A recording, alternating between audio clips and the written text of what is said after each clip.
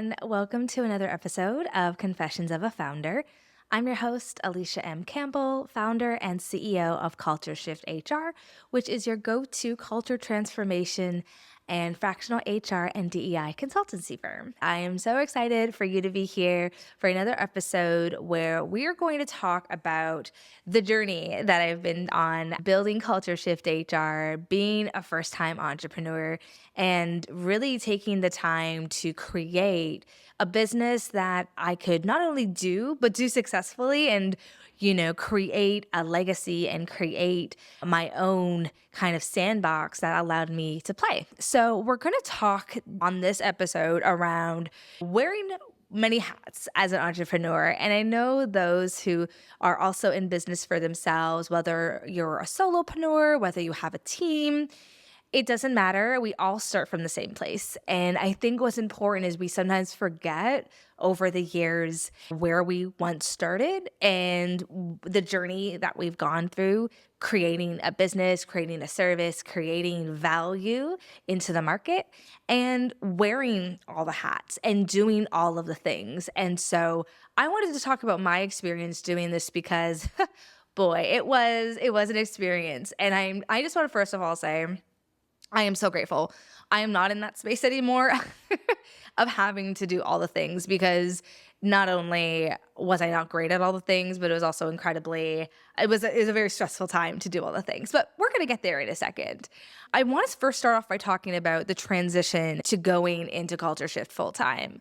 So if you listened to our first episode, I stated that I started Culture Shift in 2018, but I was still working corporate at the same time. So I was quietly building Culture Shift off the side of my desk, working corporate, and I changed, I think, jobs 2 to 3 times since 2018 and let my employers know that I had a business that I was working on and that I was building. And for the most part, it was okay. Of course, not everyone's going to greet you with a smile when you tell them that you're building a rocket ship and wanting to leave at one point.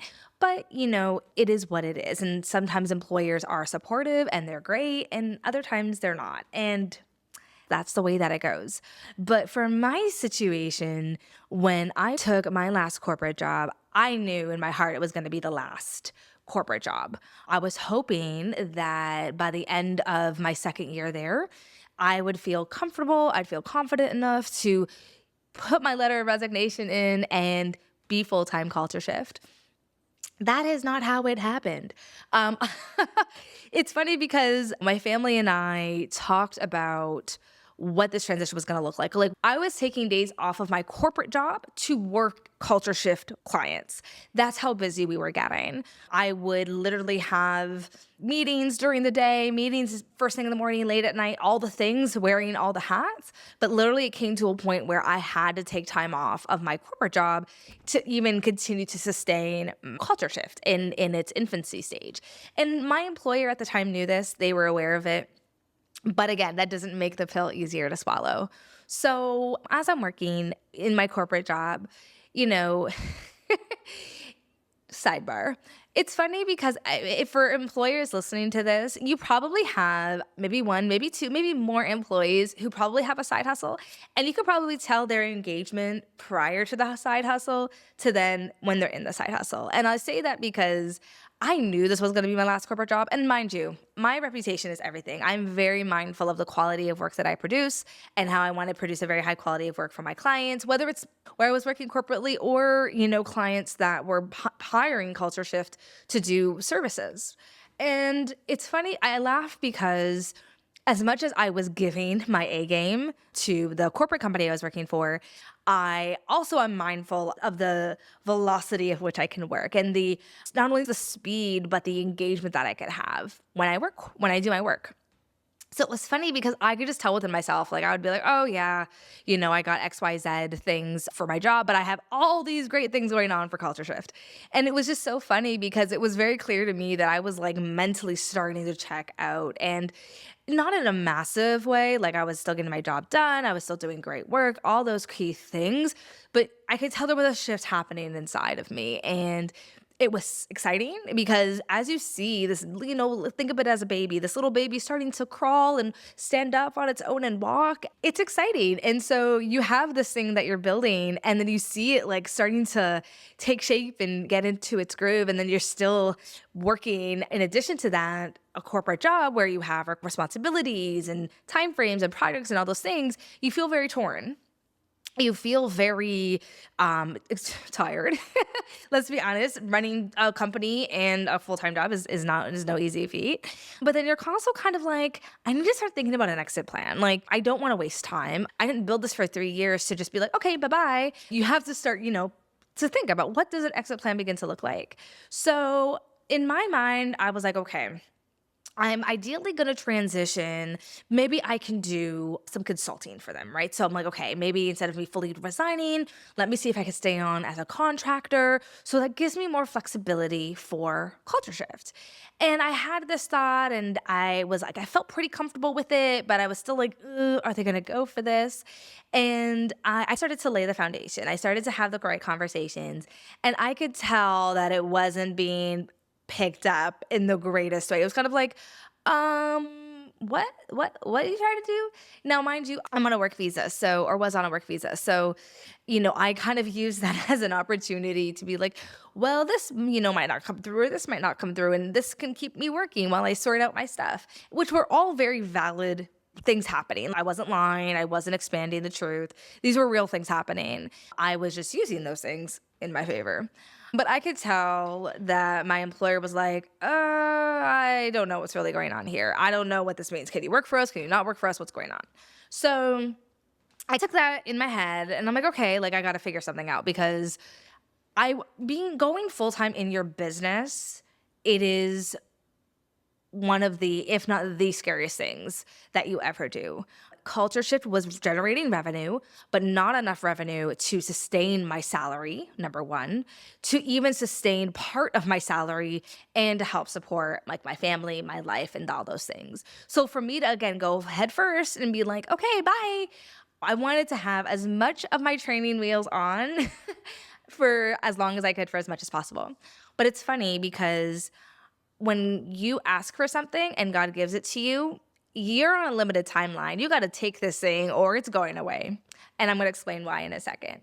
So I just lay the foundation and I'm seeing that, okay, like I'm going to have to figure this out because my employer doesn't seem too keen on switching me to a contractor. Culture Shift is getting busy and that's really where I want to put my energy. I'm going to have to make a decision. And I'm like, okay, you know what? I want to take the rest of the year, figure this out, maybe figure out a plan to like boost sales so that I have, more revenue and I could feel more comfortable letting go a very, comfortable 6-figure salary at a large media company. So what I decided to do was I'm like, I'm going to make out this plan. We're going to figure this out.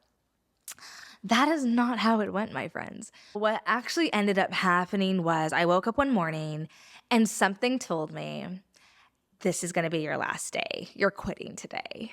And I literally turned over to my husband and I'm like, I think I'm going to quit today. Something's telling me this is going to be my last day working. I said, I don't know what this means. I'm just telling you how I feel. Like literally it was like, I woke up and it's like, this is your last, like the voice of God was like, this is your last day. I kid you not. And I'm like, okay, like, dream, maybe I was in La La Land. Maybe I was dreaming about the day I would have eventually quit and what I would do and what I would say and all the things. I turn over, so I always do work in bed. Not always, I shouldn't say it like that. I'll check emails in bed, which is a bad habit. Don't do that. You should not be doing anything but sleeping and resting and relaxing in bed. But I turn over and I look at my phone and I see an email from my manager.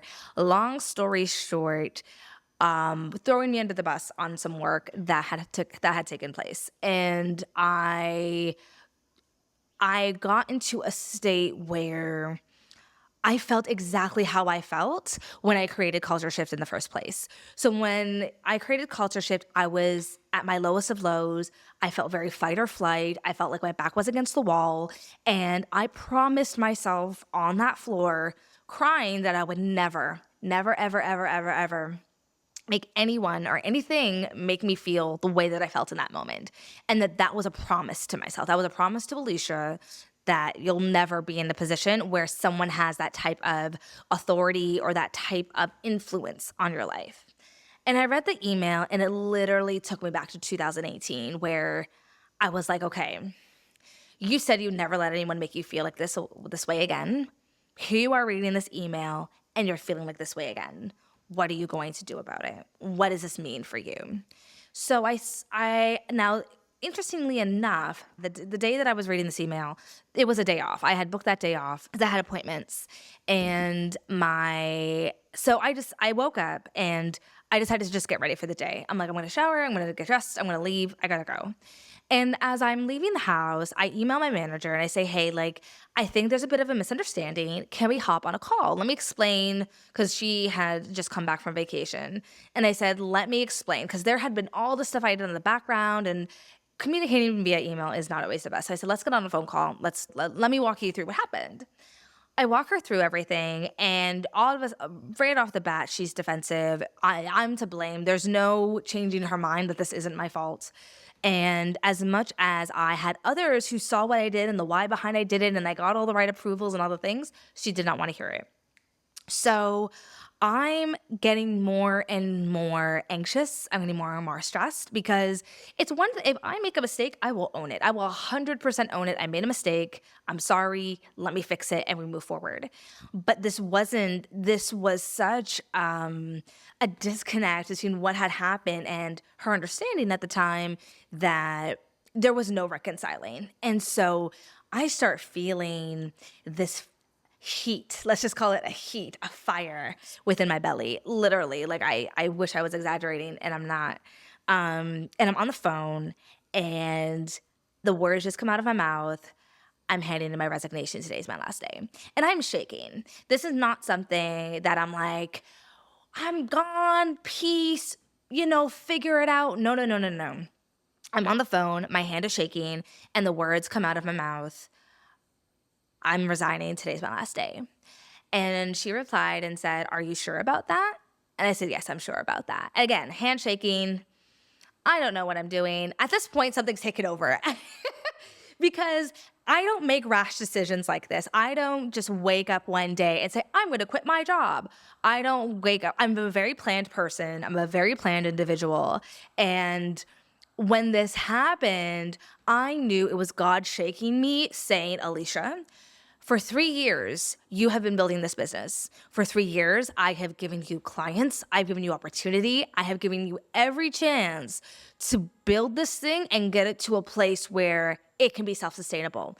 I now need you to get into this boat. You now need to drive this car. And God was like, he wasn't playing games. He was not playing games. And so I hang up the phone. I just handed in my resignation. And I call my husband and I'm like, so I just quit my job. And he's like, what? I'm like, yeah. And I explained the whole situation to him. And he's like, okay, don't worry. We'll figure it out. You can always find another job. This is not the end of the world. And bless him, because I don't know of many partners who would be so gracious and allow their significant other to do something like that. Because we had a plan. Remember, we had a plan. I was going to work the rest of the year and figure out a consulting route afterwards. Here I am halfway through, I think, the year. I can't remember. No, the beginning of 2022? Oh, goodness. Yeah, the beginning of 2022. Oh my gosh, time goes by so fast. Being like, I'm going full time in the business. I had just kind of circumvented all the planning, all the conversation, and just was like, this is what I'm doing. This is what's happening. And I give him thanks for that, because he could have got angry.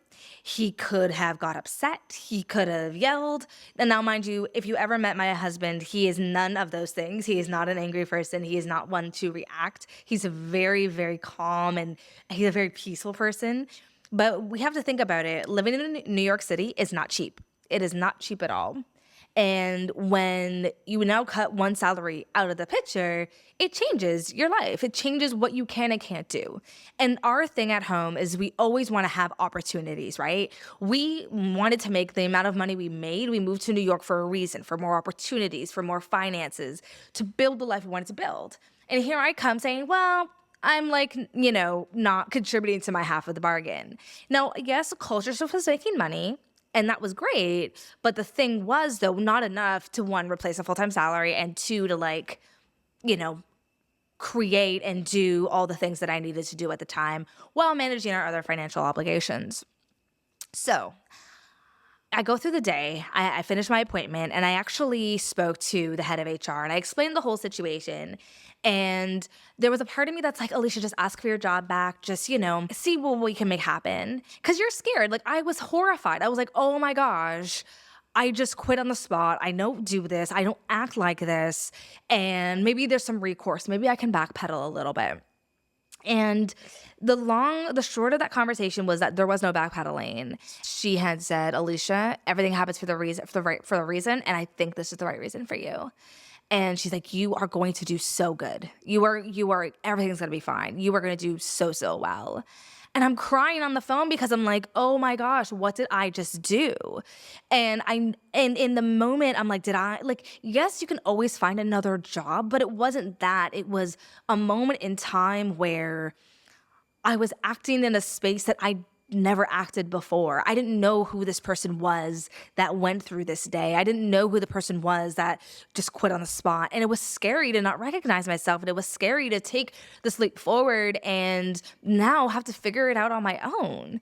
And when I finished that day and when my husband came home, we talked it all through.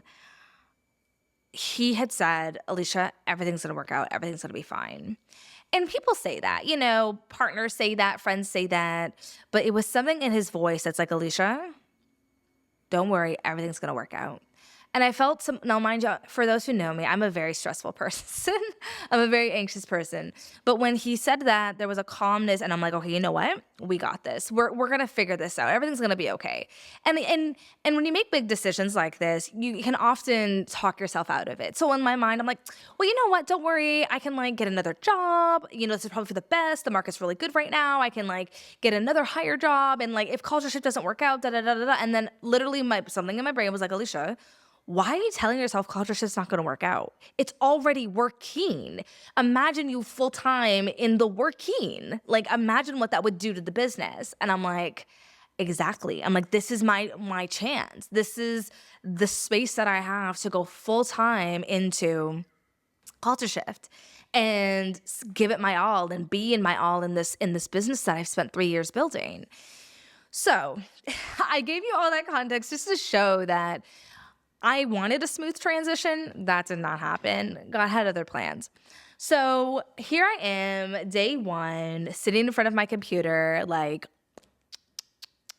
okay, what am I going to do with all this time? I have all this time. I have 8 hours. Now, how do I run a business? And it's funny because you would think, oh, Alysha, you just kind of get into the seat and do your thing. No. I realized that running a business, being a CEO, being a founder is night and day to working as a consultant or being brought on to do a project. Totally different beast. When I was just working with clients while working a corporate job, I got some random invoicing software. They paid me what I thought was acceptable and I did the job and I went home. I closed off the contract. If I saw them again, great. If I didn't, it didn't matter. I would get another client. When you're running a business that has business expenses and has, a rhythm that has a flow of revenue, that has, regular activities of business, you can't just think about just doing the work. You have to think about what is the business that I'm building? What's the foundation of this business? What is our operating procedures? What software do we use? How are we marketing our services? What's our sales platform? All of these 1,000,001 questions came flooding to my brain. And I'm like, oh my gosh, I don't know. I don't know any of the answers to these questions. So I felt incredibly alone. I felt incredibly scared. I felt so doubtful. I was like, why did you do this? You have no clue what you're doing. And all that negative talk just kept going on and going on and going on in my head. Until finally, I think it was probably, yes. Oh, it's coming back to me. Okay. So I remember it was Tuesday. And I was praying and I said, God, if this is what you want me to do, if you've put this desire in my heart, you've helped me build this business, you've given me the courage to quit, you've given me the space to build and to be present and to do this thing that I've been asking for years. If this is what you want me to do, you need to make a way to make this happen. I said, I don't know where to find clients. I don't know how to expand my business. I don't know how to make this work, but I know you do, and I know you're going to make a way. I kid you not. Wednesday, I had a call with a client that was looking for a 6-month DE&I consultant. Wednesday, we spoke. We had a great conversation. Thursday, they emailed me saying they want to hire me. Friday, they signed the contract for a 5-figure engagement. If that is not God showing up and providing for you, I don't know what is. And I knew from that week that we were going to be okay. And we've been okay. We've been more than okay ever since. And I'm so glad I remember that story here because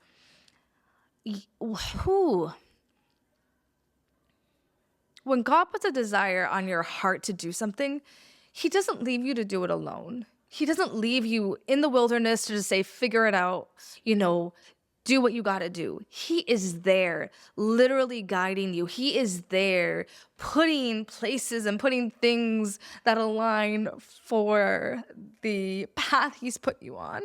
And I'm getting emotional because that was such a turning point, not only in my business, but that was a turning point in my faith.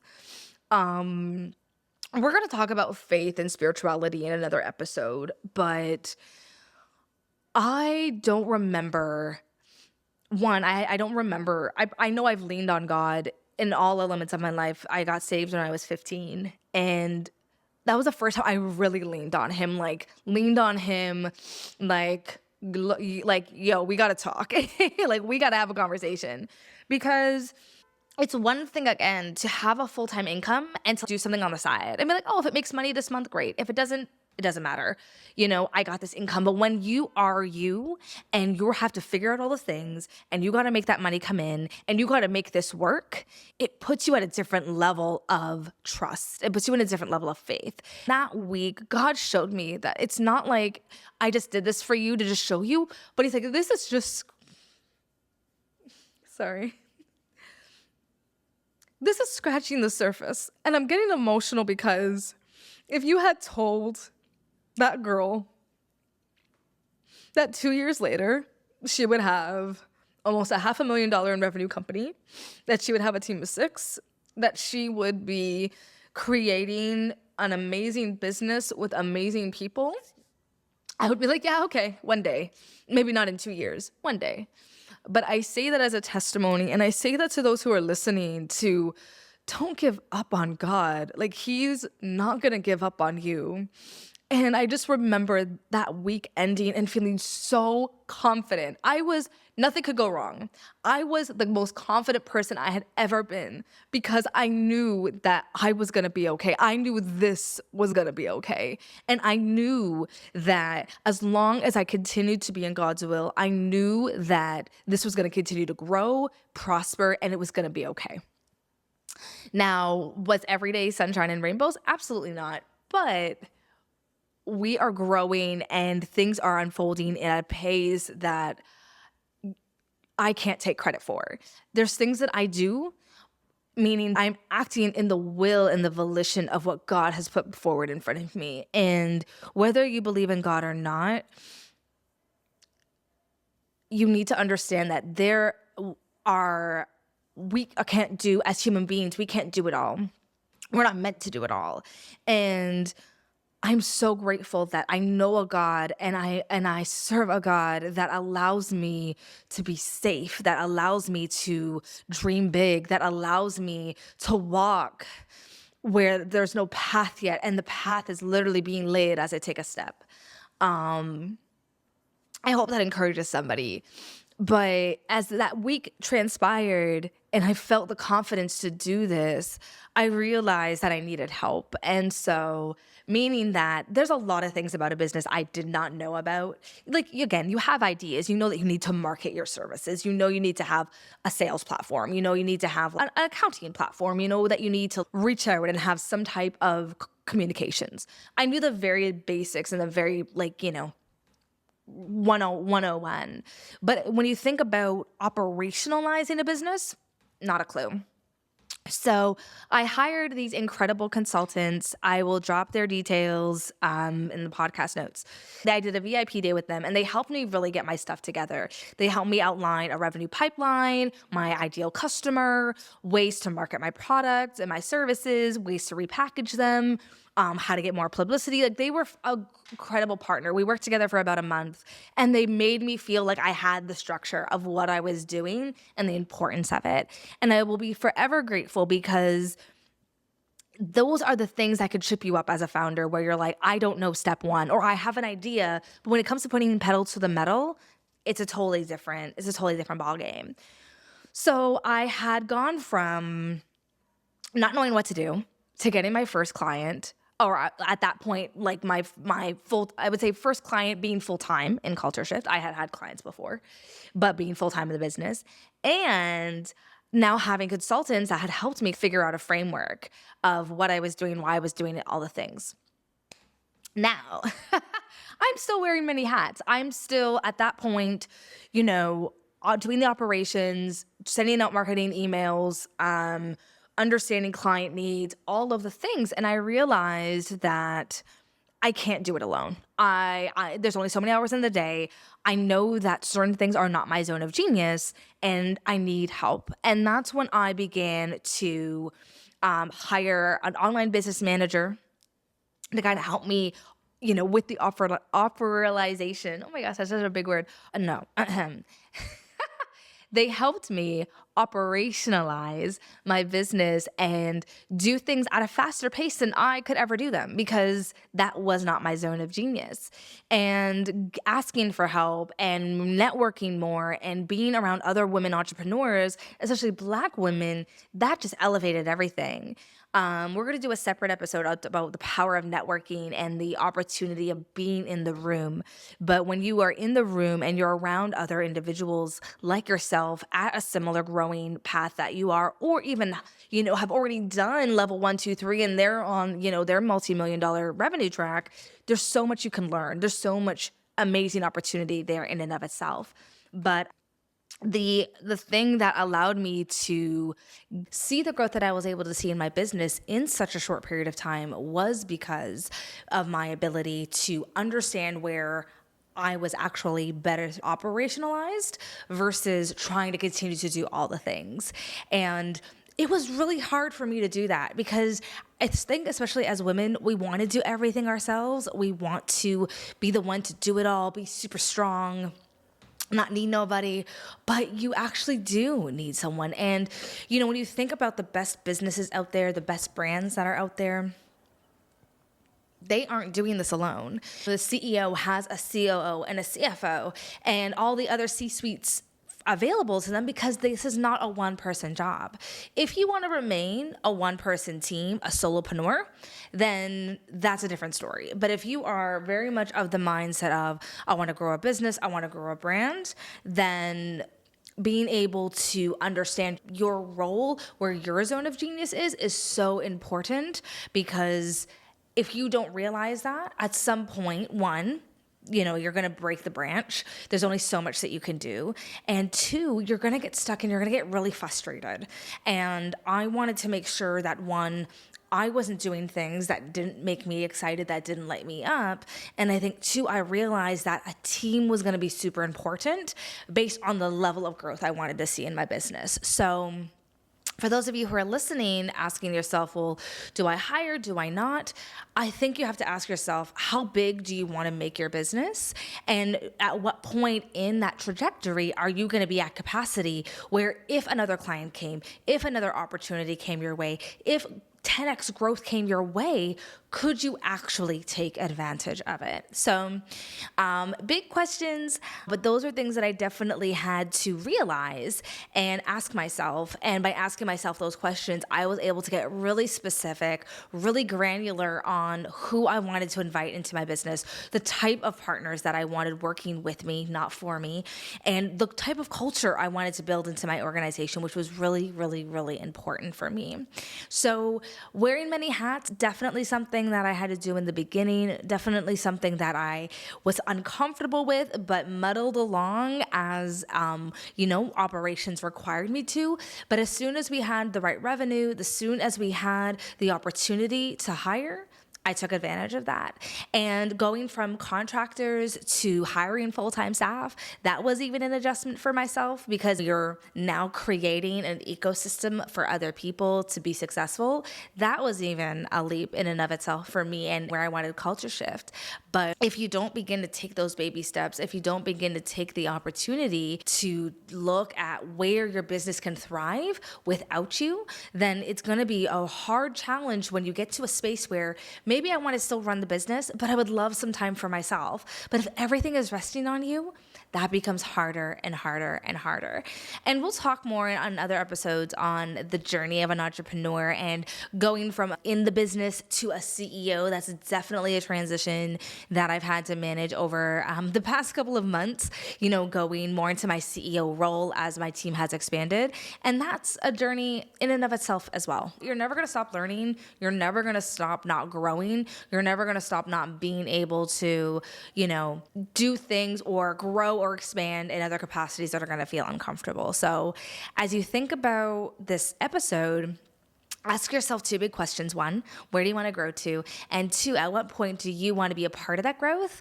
And at what point do you want to get support and partnership with that growth? So I hope that gives some insight on my journey on all this in all those pieces. As we wrap up this episode, I want to give my absolute heartfelt thanks to everybody who has listened in, tuned in, that subscribes, comments, all of the things. You hearing the story, letting it impact your life, letting it be a part of your own journey is so important to me. So I appreciate that. Stay tuned for our next episode of Confessions of a Founder, and continue to listen in, tune in, and take care and be safe.